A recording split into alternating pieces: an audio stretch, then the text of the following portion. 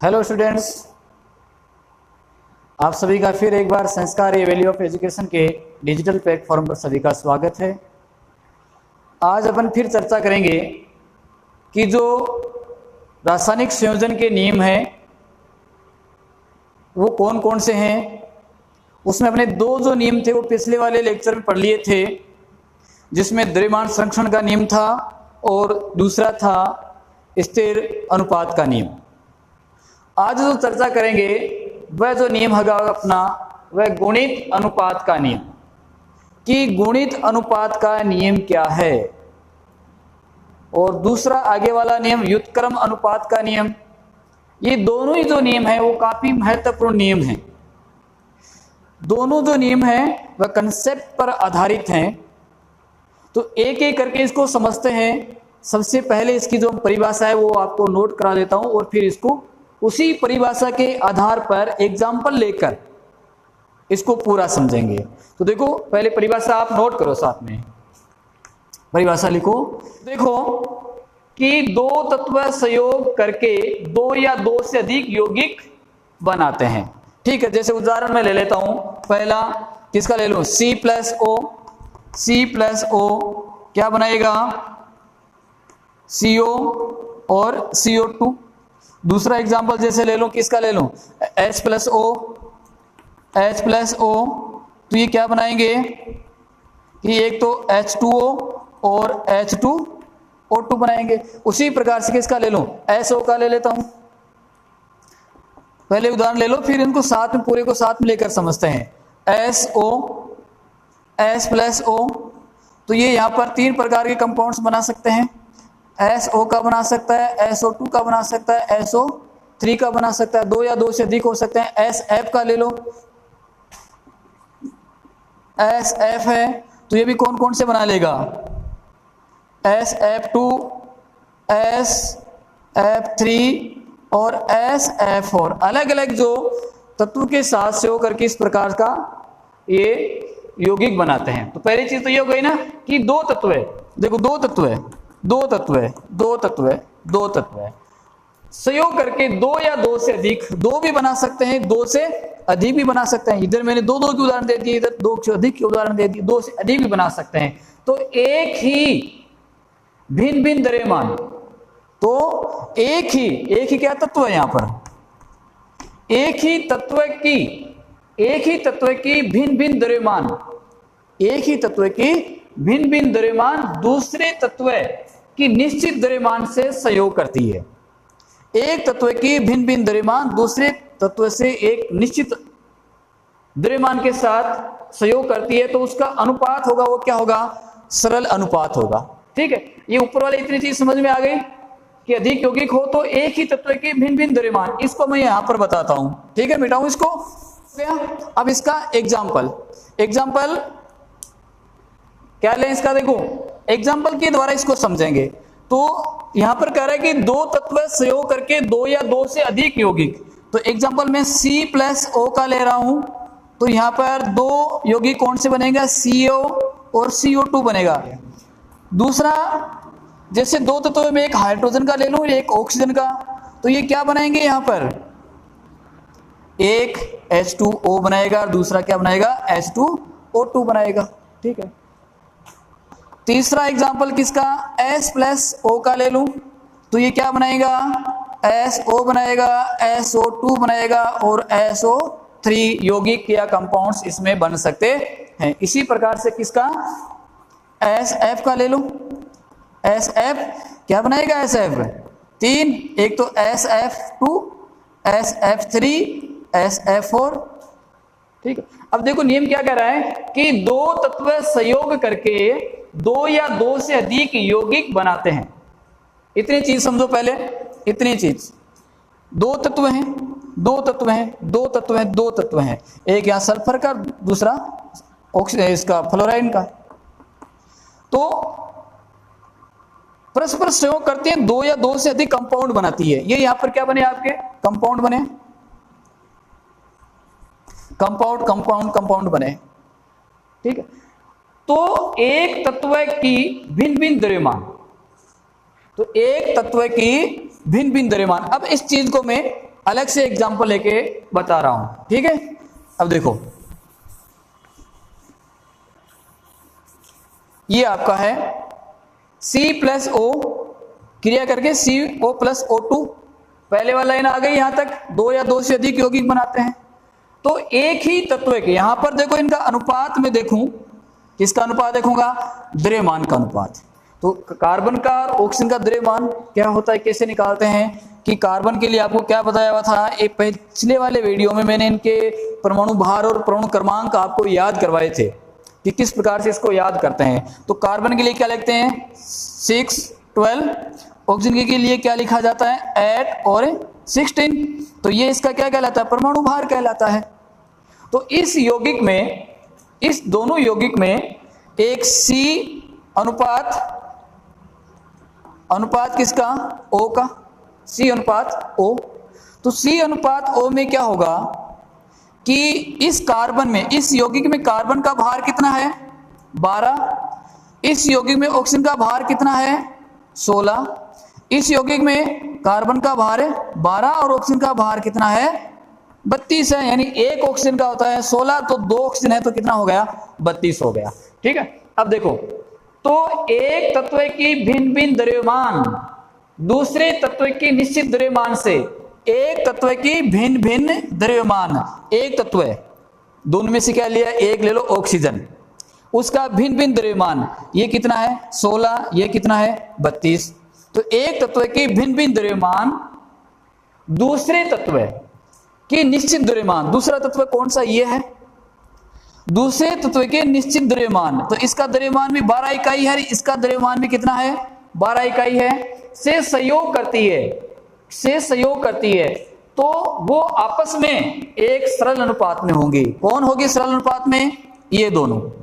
कैसे कि ऑक्सीजन अनुपात, ऑक्सीजन 16 अनुपात कितना है 32, इस यौगिक का 16, इस यौगिक का 32, तो कितना अनुपात आया 1 अनुपात 2 आया। ये चीज आपको समझानी है।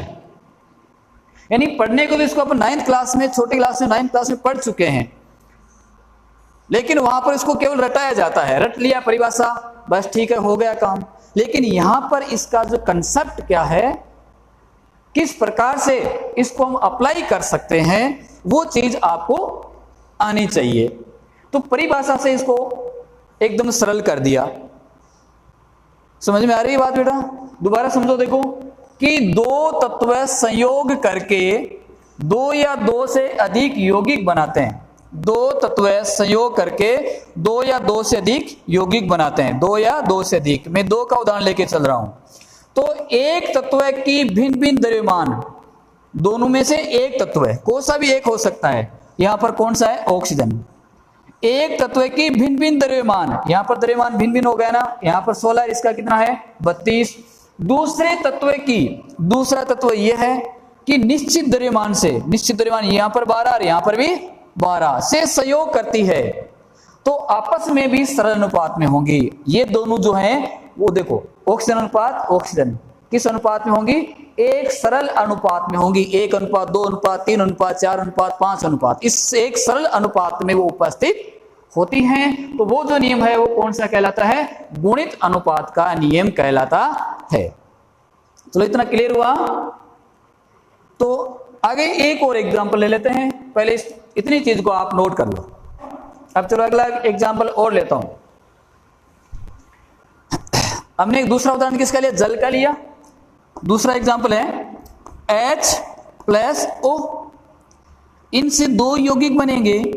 कौन कौन सा बनेगा, एक तो बन गया H2O, दूसरा क्या बन गया H2O2। इसको क्या कहा जाता है, हाइड्रोजन प्रोक्साइड।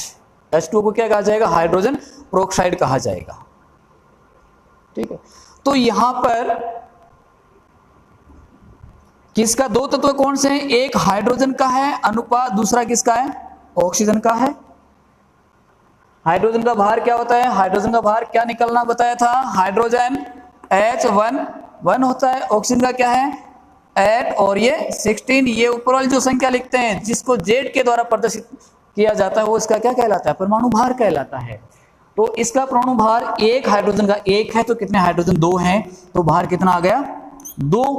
ऑक्सीजन का अनुपात कितना आ गया 16, करेक्ट। यहां पर देखो ये कितना है H2, तो वही आपका 2 अनुपात कितना 32, O2 है 2 तो 32। तो यहां पर भी किसका ऑक्सीजन अनुपात, ऑक्सीजन कितना हो गया 16 अनुपात 32, तो वही 1 अनुपात क्या आ गया 2। इसका कौन सा ये सरल अनुपात है। वापस चीज ये इस पर अप्लाई कर दो कि दो तत्व संयोग करके 2 या 2 से अधिक यौगिक बनाते हैं। दो तत्व संयोग करके 2 से अधिक वाला एग्जाम्पल भी मैं आपको अभी देने वाला हूं, वो भी दूंगा। तो एक तत्व की भिन्न भिन्न द्रव्यमान, एक तत्व की भिन्न भिन्न द्रव्यमान, एक तत्व की भिन्न भिन्न द्रव्यमान दूसरे तत्व की निश्चित द्रव्यमान कितना है 2 है से संयोग करती है, तो आपस में एक सरल अनुपात या गुणित अनुपात में होती है। क्लियर। चलो और एग्जांपल ले लो बेटाओ, और एक एग्जांपल और ले, फिर अपनी स्थिति एकदम क्लियर हो जाएगी। बेटा ये जो नियम है, दोनों ही नियम काफी महत्वपूर्ण नियम है, इन नियमों का नॉलेज होना बहुत जरूरी है। और जो बच्चे तो दूर भागते हैं, इन्हीं नियमों से दूर भागते हैं, क्योंकि ये समझने में थोड़ी इनको तकलीफ होती है, दोनों नियमों को समझने में थोड़ी दिक्कत होती है। तो बच्चे क्या होते हैं, इन नियमों को छोड़ करके दूर भाग जाते हैं। लेकिन अपन को दूर नहीं भागना है, इसमें पूरा जो कंसेप्ट क्या है, क्या चीज है, उसको एग्जाम्पल के द्वारा यहां पर समझ के करना है। अगला उदाहरण देखो कि S+O सल्फर और ऑक्सीजन दोनों संयोग करते हैं, तो यहां पर 3 यौगिक बनेंगे। एक बन रहा है SO, एक SO2 और एक बन रहा है SO3 बन रहा है। ठीक है। अब देखो इसमें सल्फर के लिए क्या याद करवाया था, S16 कितना 32 और ऑक्सीजन का भी लिखा ही है 8 16। ये बेटा द्रव्यमान जो भार मैंने बताया था वो आप लाइन हमेशा के लिए याद रखना, बहुत काम में आती हैं। ये छोटी छोटी चीजें जो बेसिक चीजें हैं वो बहुत काम में आती हैं, और बेसिक है वो ही आपका जीवन का केमिस्ट्री का आधार होता है। बाहरी क्लास में जाओगे आप तो वहीं पर भी आपको यही जो बेसिक है वही आपको काम में आने हैं। चाहे आप किसी भी कंपटीशन एग्जाम में आप जाओगे तो बेसिक का नॉलेज जब तक आप नहीं है तो आगे नहीं चल सकते। तो जो बेसिक चीजें, इसीलिए मैं जो पढ़ाता हूं बताता हूं आपको जीरो लेवल से लेकर चलता हूं कि कोई चीज आपकी छूट न जाए, तो रह न जाए। तो इसलिए जो छोटी छोटी बातें हैं उन बातों को साथ साथ में याद रखना है, क्लियर उनको करते जाना है। अब इसमें देखो कि 2 तत्व कौन से हैं, इसमें सल्फर है और ऑक्सीजन का है, तो ये S का और ये किसका ऑक्सीजन का। अब इस कंपाउंड के लिए इसका द्रव्यमान देखो, सल्फर का इससे निकालेंगे क्या आएगा, सल्फर का कितना होगा 32, ऑक्सीजन का कितना हो गया 16। इसके लिए सल्फर का कितना 32 और ऑक्सीजन के लिए कितना 32, इसमें 32 और कितना 48। ठीक है, 2 से अधिक यौगिक बना रहे हैं। ठीक है, एक तत्व का भिन्न भिन्न द्रव्यमान, ऑक्सीजन का भिन्न भिन्न द्रव्यमान, दूसरे तत्व के निश्चित द्रव्यमान, इसका द्रव्यमान निश्चित है 32 से संयोग करता है, संयोग कर रहा है, तो आपस में सरल अनुपात में होंगे। यानी ये आपस में क्या होंगे, तीनों सरल अनुपात में होंगे। कैसे, ऑक्सीजन अनुपात ऑक्सीजन अनुपात ऑक्सीजन, 3 ऑक्सीजन हो गए ना तीनों की, तो ये 16 अनुपात 32 अनुपात 48 कितना आ गया 1 अनुपात 2 अनुपात 3। चलो बेटा आया कि नहीं आया है, आया कि नहीं आया, एक सरल अनुपात आया कि नहीं आया, आया। ये चीज है। ठीक है, चलो उतारो इसको। अगला एग्जांपल आप मेरे को करके बताना। ठीक है, अगले जो कंपाउंड्स मैं दे रहा हूं उनको आप करना देखें। देखो नाइट्रोजन प्लस ऑक्सीजन, इसके जो कंपाउंड्स बन रहे हैं यहां पर वो निम्न प्रकार से है, N2O, N2O2, N2O3, N2O4, N2O5। बेटा इसको मैं क्या लिख सकता हूं, इसको क्या लिख सकता हूं, NO भी लिख सकता हूं ना, इसको NO भी लिख सकता हूं, लिख सकता हूं नहीं लिख सकता हूं, क्योंकि किस अनुपात में, 2:2 में, तो सरल क्या हो जाएगा, 1:1। चलो आपको इसी से कर लो, इसी से निकाल के बताओ कि ये नियम लागू हो रहा है कि नहीं हो रहा है।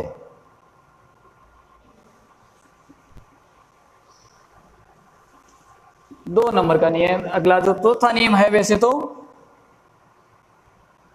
उतार लिया, इसको आप करना देखें, फिर देखना कि अपना जो नियम है वो अप्लाई होता है कि नहीं होता है। परिभाषा साथ में रखा करो, परिभाषा को फिर अप्लाई करो कि जो आपने लिखा है परिभाषा वो इस पर परफेक्ट काम में आ रही है कि नहीं आ रही है। ठीक है, अब है चौथा नियम, व्युत्क्रम अनुपात का नियम। नियम क्या है, व्युत्क्रम अनुपात अथवा दूसरा इसका जो नाम दिया जाता है वह दूसरा नाम इसका होता है तुल्य अनुपात का नियम अथवा तुल्य अनुपात का नियम। बेटा ये नियम उससे भी थोड़ा सा मुश्किल है समझने के लिए, और एक बार समझ में आ गया तो कोई मुश्किल नहीं है। एक बार आपके दिमाग में बात सेट हो गई तो उसके बाद में कोई इसकी मुश्किल नहीं है। तो सबसे पहले तो इसकी जो परिभाषा है वो नोट कर लो आप, परिभाषा के बाद में इसको आगे अप्लाई करेंगे कि किस प्रकार से नियम इस पर परफेक्ट सहयोग करते हैं। ये देखो, दो तत्वों की भिन्न भिन्न मात्राएं, दो तत्वों की भिन्न भिन्न मात्राएं जो किसी तीसरे तत्व की निश्चित मात्रा से सहयोग करती हैं, जो किसी तीसरे तत्व की निश्चित मात्रा से सहयोग करती हैं, तो पहले तत्वों के द्रव्यमान समान होंगी। तो पहले तत्वों के द्रव्यमान क्या होंगी, समान होंगी या उनकी गुणित होगी जिन मात्राओं में वे तत्व परस्पर संयोग करती हैं। दो तत्व किसी तीसरे तत्व से सहयोग करेंगे। जैसे मान लिया कि मेरे पास दो तत्व है, एक कार्बन का है और एक ऑक्सीजन का है। एग्जाम्पल देखो, एग्जाम्पल से चीज पूरी क्लियर हो जाएगी, है परिभाषा से नहीं हो रही है तो एग्जाम्पल से पूरी चीज क्लियर हो जाएगी कि कार्बन और दूसरा आपका है ऑक्सीजन। दो तत्व है, भिन्न भिन्न मात्राएं, दो तत्वों की भिन्न भिन्न मात्राएं जो किसी तीसरे तत्व की, कोई तीसरा तत्व है आपको लेना, तीसरा तत्व है। तीसरा तत्व क्या लिया मैंने, यहां पर तीसरा तत्व ले लिया हाइड्रोजन। तीसरा तत्व क्या है, हाइड्रोजन की निश्चित मात्रा, तीसरे तत्व की निश्चित मात्रा से ये सहयोग करती है। जब ये इसके साथ रिएक्शन करेगी तो बता सकते हो कार्बन हाइड्रोजन के साथ सहयोग होती है तो सबसे सरल यौगिक कौन सा बनाती है, यहां पर CH4 बनाती है, CH4 बनाती है। ये यहां पर इसके साथ भी संयोग होगी तो ऑक्सीजन और हाइड्रोजन संयुक्त होती है, क्या बनता है, H2O बनता है। देखो समझो पहले इस चीज को कि जब दो तत्व की भिन्न भिन्न मात्राएं, दो तत्वों की भिन्न भिन्न मात्राएं तीसरे तत्व की निश्चित मात्रा से सहयोग करती है,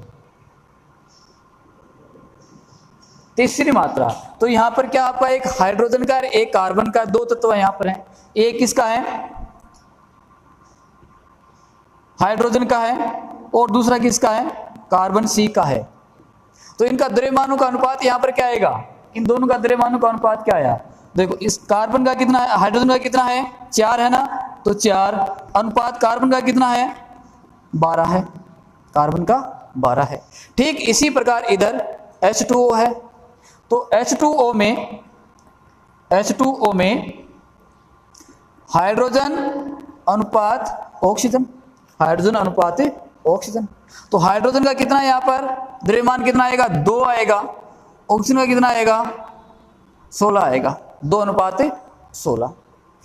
तो यहां पर अब देखो तीसरे तत्व की निश्चित मात्रा से सहयोग करती है, तीसरा तत्व की निश्चित मात्रा, तीसरा तत्व आपने कौन सा लिया, हाइड्रोजन लिया, इसकी निश्चित मात्रा, इधर मात्रा 4 है और इधर मात्रा 2 है। तो पहला काम अपना क्या है, कि तीसरे तत्व की जो मात्राएं हैं वो क्या करनी है, आपको इक्वल करनी है, बरोबर करनी है। तो बरोबर करने के लिए या तो इसमें आप 2 का डिवाइड करो 2 से इस दोनों अनुपातों को, या इसको क्या कर दो 2 से मल्टीप्लाई कर दो, तो बाहर इसका क्या आ जाएगा, बराबर आ जाएगा। आएगा नहीं आएगा? अब देखो इसको आप क्या करो, इंटू 2 से मल्टीप्लाई करो, तो कितना आएगा, ये 4 अनुपात कितना आ गया, 32 आ गया। तो हाइड्रोजन का अनुपात यहां पर क्या हो गया, देखो बराबर हुआ कि नहीं हुआ? हाइड्रोजन का अनुपात इधर और इधर दोनों तरफ क्या हो गया, बराबर हो गया। ठीक है, संयोग करती हैं तो पहले तत्व के द्रव्यमान समान होंगी या उनकी गुणित होंगी जिन मात्राओं में परस्पर सहयोग करती हैं। तो अब ये जो तत्व हैं, तो ये तत्व जो ये तत्व है ना, ये तत्व है, इनकी द्रव्यमान उसी अनुपात में होती हैं या उसकी गुणित अनुपात में होती है। क्या आएगा देखो, अब ये दोनों सहयोग कर रही है, कार्बन और ऑक्सीजन, क्या बनाया, CO2 बनाया, CO2 बनाया। तो कार्बन का अनुपात कितना यहां पर 12, ऑक्सीजन का अनुपात कितना यहां पर 32। यहां पर देखो इन दोनों का, यहां पर देखो कितना आ रहा है, कार्बन अनुपात ऑक्सीजन कितना आ रहा है, वही आपका 12:32 आ रहा है, जो अनुपात यहां पर आया, जो अनुपात यहां पर आया वही अनुपात इसका यहां पर आ रहा है। समझ में आई बात? मतलब 4:8 में आ रहा है, ये भी 3:8 में, और भी 3:8 में आ रहा है। ठीक है, चलो इसको एक बार आप उतारो, दोबारा इस चीज को मैं क्लियर करता हूं। यानी बेटा सबसे जो टफ जो नियम है इसका है वो यही है, समझने में जो परेशानी होती है वो इसी में होती है, लेकिन अपने बड़े आसान तरीके से, बड़े इजी तरीके से, साधारण सरल एग्जाम्पल के द्वारा इसको करने वाले हैं। इसको उतारो आप, दोबारा देखो इस चीज को, पहले इसी को उदाहरण को एक बार दोबारा क्लियर कर देता हूं। 2 तत्वों की भिन्न भिन्न मात्राएं, 2 तत्व, एक आपका कार्बन का है, एक आपका ऑक्सीजन का है, भिन्न भिन्न मात्राएं तीसरे तत्व की निश्चित मात्रा से, ये लाइन आपको याद रखनी है, तीसरे तत्व की निश्चित मात्रा से सहयोग करती हैं, तो पहले तत्व की द्रव्यमान समान होंगी या उनकी गुणित होगी जिन मात्राओं में परस्पर संयोग करती हैं। तो इनका यहां का जो अनुपात आएगा वो अनुपात किसके होगा, इस सहयोग करने के अनुपात के बराबर होगा। क्लियर, समझ में आई ना? चलो अगला जो 2 तत्व में ले रहा हूं, एक कार्बन का है और एक सल्फर का है। एक कार्बन है, दूसरा सल्फर, 2 तत्व की भिन्न भिन्न मात्राएं, तीसरा तत्व यहां पर मैं ले लेता हूं ऑक्सीजन। ठीक है, इसके साथ यह सहयोग करेगा, कार्बन O2 के साथ क्रिया करेगा तो क्या बनाएगा, CO2 बनाएगा। सल्फर ऑक्सीजन के साथ क्रिया करेगा तो क्या बनाएगा, SO2 बनाएगा, SO2 बनाएगा। तो यहां पर इस पहले इनका अनुपात देख लो कि क्या अनुपात इनका आ रहा है। कार्बन अनुपात क्या ले लो, यहां पर कार्बन अनुपात है ऑक्सीजन, तो कार्बन अनुपात किसका, ऑक्सीजन का। ठीक है, तो कार्बन का कितना है, देखो बाहर कितना होगा, वो लाइन याद रखना बेटा, कौन सी, C612, तो इसका कितना आ गया 12 अनुपात, ये आपका ऑक्सीजन है, तो एक ऑक्सीजन का कितना होता है 8, 16, 2 का कितना हो जाएगा 32, ये 32। यहां पर देखो सल्फर का कितना, सल्फर का कितना 32, सल्फर का कितना 32, यानी सल्फर के लिए क्या आता है 1632 आता है, ऑक्सीजन का 1 का 16, 2 का कितना 32। ठीक है, आ गया। अब देखो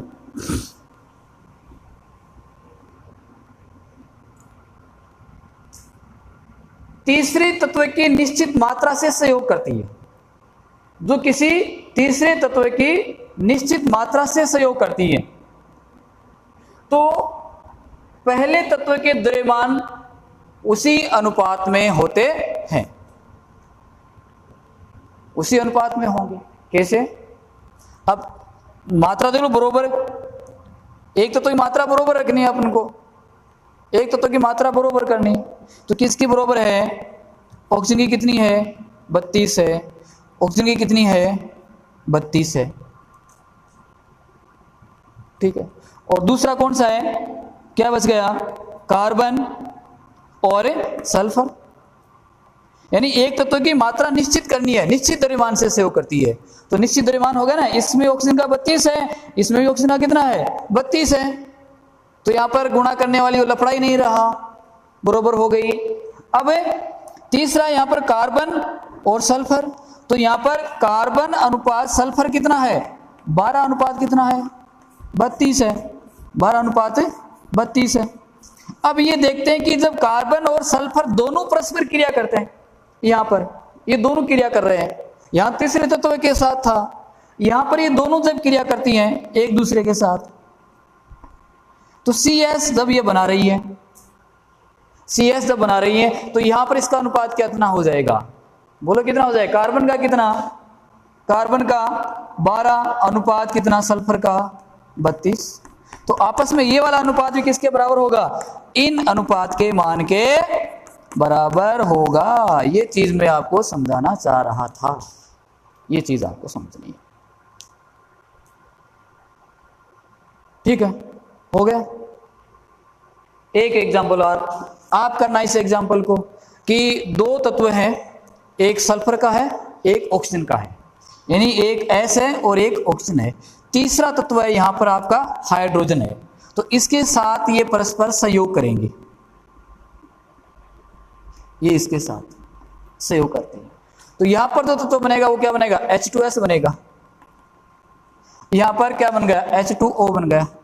और यहां पर क्या बन गया? SO2 बन गया, SO2 बन गया। अब इसके द्रव्यमानों की आपको इस अनुपात में तुलना करनी है कि इन दोनों में दो तत्वों का अनुपात तीसरे इनके दोनों के अनुपात के बराबर है कि नहीं है। ये नियम आपको करना है, इस एग्जाम्पल को आपको करना है। चलिए, ये था चौथा नियम। अब एक नियम, पांचवा नियम है, वो भी मैं आज आपको बता देता हूं। वो एकदम सिंपल सरल नियम है, वो इसकी तरह ज्यादा लफड़ेबाजी वाला नहीं है, इसमें इसकी तरह ज्यादा लफड़ेबाजी वाला नहीं है, बड़ा आसान सा नियम है। गेलुसेक का गैस आयतन संबंधी नियम क्या है? गेलुसेक का, गेलुसेक गैस आयतन संबंधी नियम, गेलुसेक का गैस आयतन संबंधी। ठीक है, देखो कि इसमें क्या होगा कि जब जो गैसें हैं, ये किसके लिए दिया गया? गैसों के लिए दिया गया है कि गैस जब आपस में क्रिया करती हैं एक निश्चित ताप और दाब के ऊपर, यदि वो गैसें परस्पर संयुक्त होती हैं तो वो उसका जो बनने वाला उत्पाद है वो भी एक सरल अनुपात में होगा। क्या कहा? कि एक निश्चित ताप दाब पर जब दो या दो से अधिक गैसें क्रिया करती हैं तो उनका अनुपात और जो उससे बना उत्पाद है उनका अनुपात एक सरल अनुपात में होता है। इसमें होगा एक सरल अनुपात में। पहला एग्जांपल दे देता हूं और उसके बाद में इसकी परिभाषा को बताता हूं। क्या कहा मैंने? H2 गैस है प्लस Cl2 गैस है, क्रिया करती हैं, HCl गैस बनाती है, संतुलित कर दो ये दो। इसका यहां पर आयतन कितना? एक आयतन। इसका आयतन कितना? वो भी एक आयतन। इसका आयतन कितना आ रहा है? दो आयतन आ रहा है ना। इसका आयतन कितना? 2 आयतन। तो इसका सरल अनुपात क्या हो गया, आयतन का अनुपात क्या होगा, 1:1:2, यानी 1:1:2। लेकिन शर्त यहां पर क्या होनी चाहिए, इसका जो टेम्परेचर है और प्रेशर है उसका मान क्या होना चाहिए, समान होना चाहिए। कि जब 2 या 2 से अधिक, इस नियम के अनुसार रासायनिक अभिक्रियाओं में गैसें जब संयुक्त होंगी, चलो परिभाषा नोट कर लो कि रासायनिक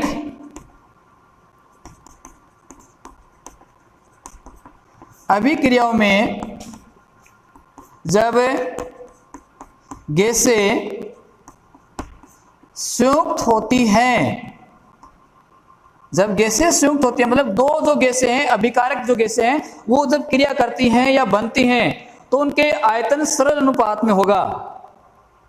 संयुक्त होती है या बनती है, यूं भी लिख सकते हैं, बनती है तो उनके आयतन में, बनती हैं तो उनके आयतन में क्या होगा, एक सरल अनुपात होगा, एक सरल अनुपात होगा। ये कब होगा सरल अनुपात है, जब वो गैसें क्या करें, सभी गैसें समान ताप दाब पर स्थित हो। इसके लिए शर्त क्या है, अनुपात होगा जब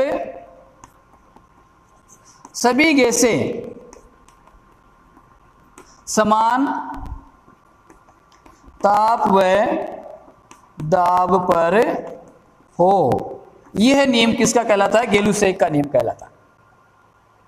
कि रासायनिक अभिक्रिया में जब 2 गैसें संयुक्त होती हैं या बनती हैं, जब 2 गैस संयुक्त होती हैं, जब 2 गैस संयुक्त हो रही है यहां पर, तो उससे आयतन में उनका क्या होता है, एक निश्चित या एक सरल अनुपात होता है। बताया उदाहरण के लिए, इसका 1:1, इसका 1:1, 1:1:2 में होती है। और उदाहरण ले सकते हो, जैसे किसका ले लें, एग्जाम्पल N2 + H2 क्रिया करती है, N2 + H2 क्रिया करके क्या बनाती है, NH3 अमोनिया गैस बनाती है। ये भी गैस है, ये भी गैस है, ये भी गैस है। संतुलित कर दो इसको, कितना आ गया, ये 2 आ गया और ये कितना आ गया, 3 आ गया। अब इसका अनुपात देखो, इसका कितना है, 1 आयतन है, 1 आयतन, इसका कितना है, 3 आयतन है, इसका कितना, 2 आयतन, इसका 2 आयतन, इसका 3 आयतन, इसका 1 आयतन।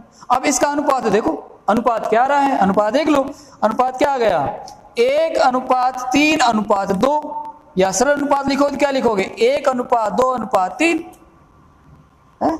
तो जब 2 या 2 से अधिक गैसें परस्पर क्रिया करती है, रिएक्शन करती हैं, तो उसके जो उत्पाद बनते हैं वो भी यदि गैस है, शर्त ये कि ये भी गैस होनी चाहिए, ये भी गैस होनी चाहिए, तो उनका एक निश्चित अनुपात में वो संयुक्त होती हैं या बनाती हैं या प्रिपेयर जब करेंगे तो उनका अनुपात क्या आएगा, एक निश्चित अनुपात आएगा। जैसे यहाँ पर क्या आया, 1:2:3 आया, ठीक वैसे यहाँ पर क्या आया आपका, 1:1:2 आया, इनका आयतन का अनुपात। ठीक है, तो ये था अपना नियम, गेलुसेक का आयतन संबंधी नियम। इसके बाद में अगले जो नियम बच गए हैं उनकी जो चर्चा करेंगे वो अपने नेक्स्ट क्लास में चर्चा करेंगे। तो ये जो नियम्स हैं, जो बेसिक है, उन बेसिक का जो प्रत्येक वीडियो है बेटा एक दूसरे के ऊपर कंसल्ट पर आधारित है, एक वीडियो दूसरे पर आधारित है। तो मेरी आपको यही सलाह रहेगी कि आप पीछे वाले वीडियो हैं उनको देखो और फिर आगे वाले वीडियो में आओ।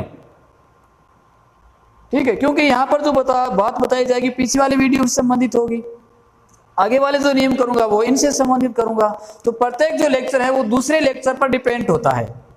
तो इसलिए प्रत्येक वीडियो को आप प्लेलिस्ट में जाकर जरूर उसको देखना। धन्यवाद।